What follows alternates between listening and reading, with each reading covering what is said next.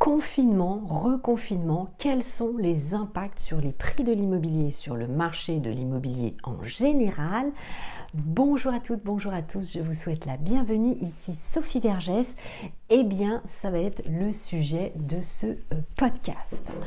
Alors, nous vivons quand même une situation complètement atypique au regard de la crise du coronavirus et donc des différentes problématiques que nous rencontrons évidemment avec les différents confinements, différents confinements, reconfinements, etc.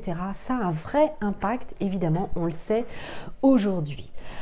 Alors pour rappel, le premier confinement, eh bien les acquéreurs ont souhaité bien sûr acheter un bien immobilier avec terrasse, balcon, petit jardin ou jardin, s'éloigner des grandes villes, avoir un logement plus grand, etc.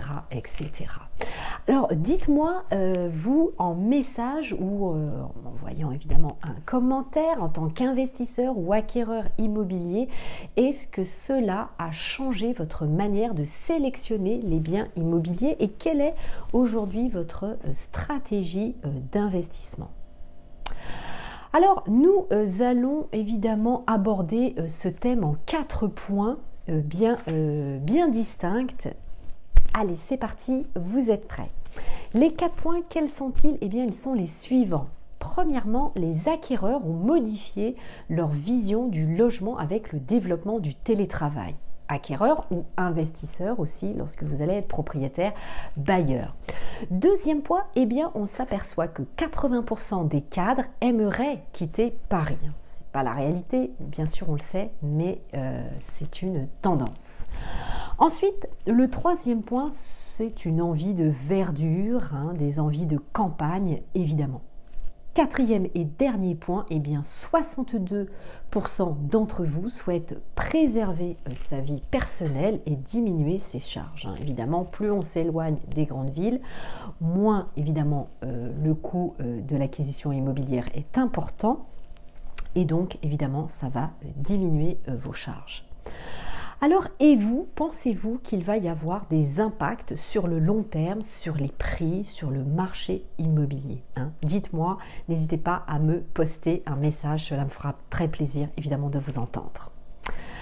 Alors, quels sont les impacts? Donc, nous allons voir les impacts en 5 points. Alors, quels sont-ils? Premier point, eh bien, un bien immobilier ne s'achète pas comme une baguette de pain. Alors évidemment, ça peut paraître logique une fois qu'on a dit ça, mais c'est sûr que, eh bien, il y a un vrai engagement. Je vous rappelle que vous êtes considéré comme porteur de projet, et donc c'est vrai que il y a des incidences et des répercussions qu'ils peuvent avoir aussi bien sur votre vie personnelle que professionnelle. Il faut d'ailleurs plusieurs mois aussi pour dessiner un projet et donc évidemment c'est très important.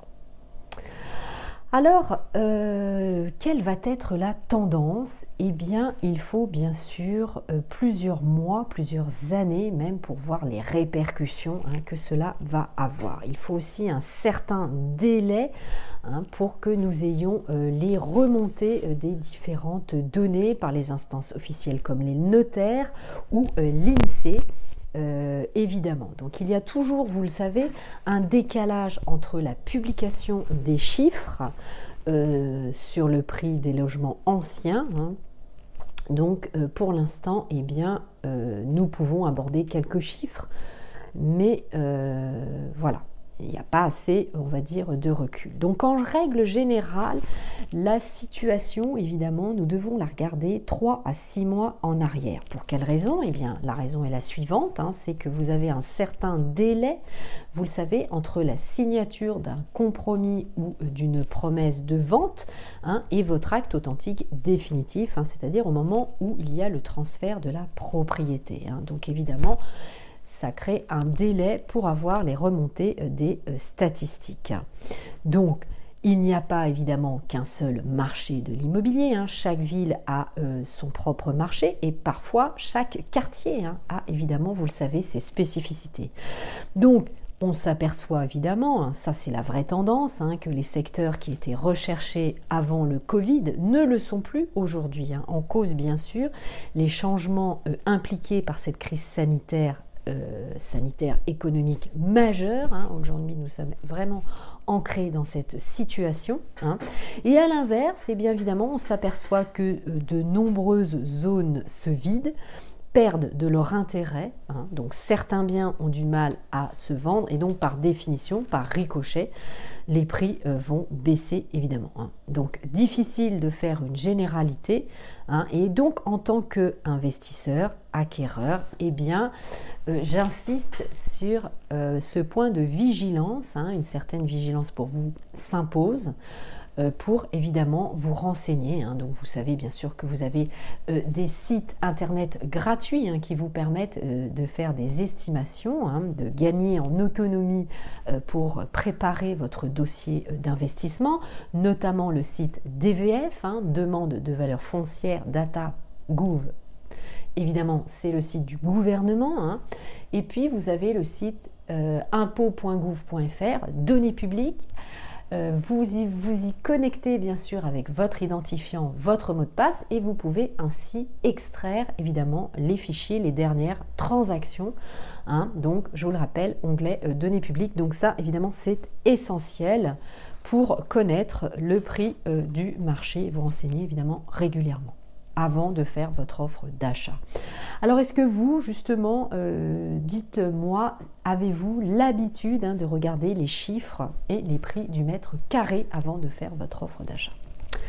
Deuxième point, les taux vont-ils continuer à baisser? Alors et vous, est-ce que vous connaissez le taux moyen auquel vous pouvez emprunter? Donc vous savez, ça c'est très fluctuant.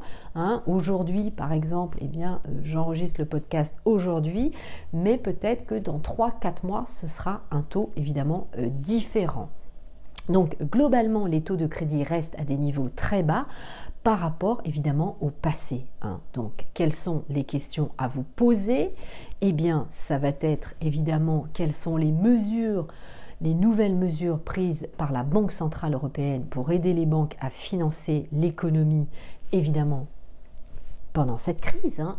La deuxième question, c'est comment les banques vont s'adapter pour proposer des prêts immobiliers, puisque vous, en tant qu'investisseur, acquéreur, évidemment, ça vous concerne.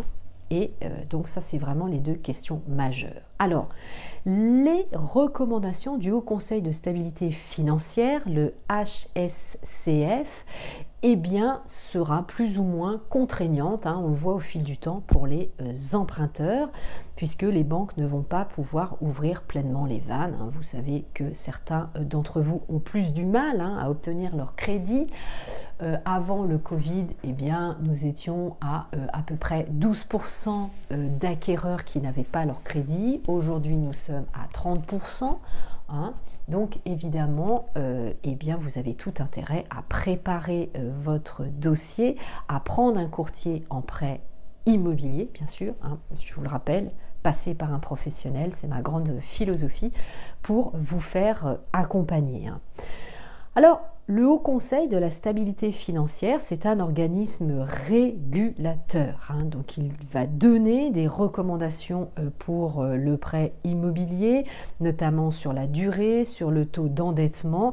Mais bien sûr, vous le savez, il y a des exceptions pour les meilleurs dossiers. Donc, faites que votre dossier, évidemment, soit le meilleur. Troisième point, comment fait-on, Sophie? C'est vrai que je reçois aussi beaucoup de questions de votre part. Évidemment, j'ai une réduction de mes revenus. Donc, dis-moi, Sophie, comment je fais pour réduire mes dépenses, pour compenser? Évidemment, cette situation sanitaire a des répercussions sur vos revenus.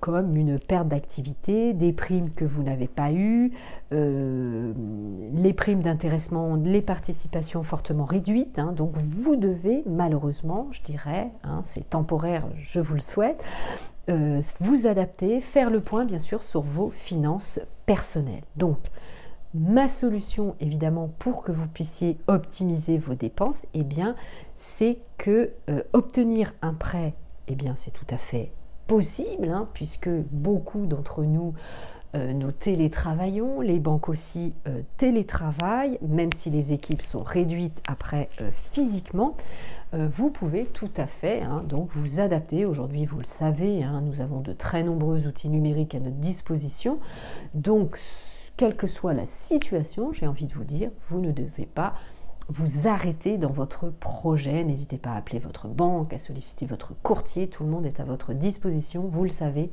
pour avancer dans le bon sens. Alors, quatrième point, eh bien, vous savez que vous pouvez aussi avoir des reports d'échéance ou des modifications dans vos mensualités. Si vous avez un problème pour rembourser votre crédit, eh bien, n'hésitez pas, bien sûr, avec l'accord de votre conseiller bancaire, bien sûr, de lui demander un report d'échéance. Bien sûr, il y aura un coût, mais posez-lui la question, bien sûr, ça peut valoir évidemment tout son intérêt. Certains contrats sont d'ailleurs modulables et permettent de pouvoir adapter à la hausse ou à la baisse votre mensualité de crédit pour tenir compte de vos changements de revenus. Donc pourquoi pas, évidemment, ne vous mettez pas dans une situation plus délicate qu'elle n'est. Soyez transparent avec votre banquier. Cinquième et dernier point, eh bien, comment rembourser un prêt de manière anticipée. Si vous avez épargné dans cette période difficile, eh bien, pourquoi pas rembourser votre prêt. Bravo, toutes mes félicitations.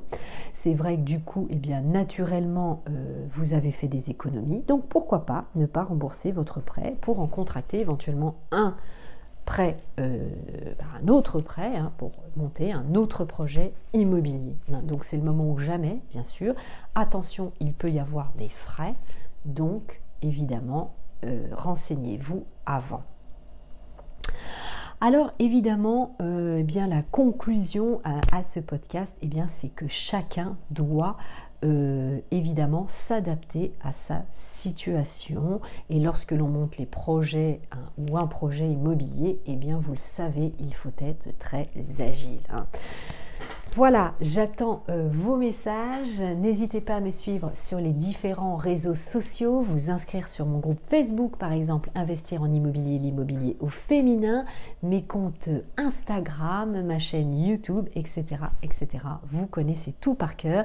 Merci beaucoup, merci à vous. Portez-vous bien et bon projet. Je vous embrasse.